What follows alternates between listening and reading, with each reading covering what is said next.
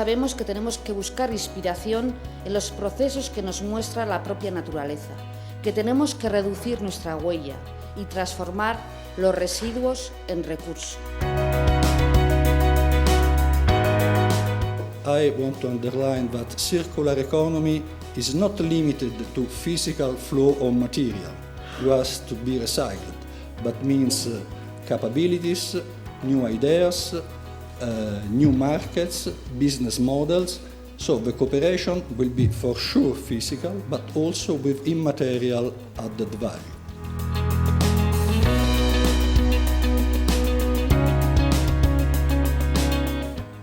I think it's important when you work on circular economy, you have to start with your regional strengths, know what your regional strengths are. So our smart specialization was a good base on that. In Friesland we have a strong knowledge base on water and agriculture. That's actually one of our national goals, to have the circular education to all levels of schools, so from the kindergarten to the universities and to the companies, so they would have this kind of knowledge of what circular economy means and what are the possibilities in circular economy.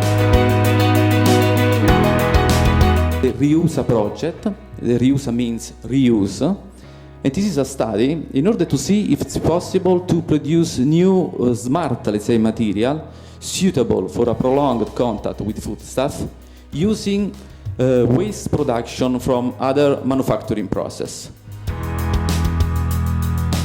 8.3 billion tons of virgin plastics have been produced up to date from the beginning. 2.5 is in stock, wherever, is still in usage, but 5.8 billion tons is waste. Only 9% is recycled, 12% is incinerated, and 79% accumulated in landfills, nature environments, wherever. This is a real planetary crisis, gentlemen. We are ruining the ecosystem of the ocean. We have to look for something.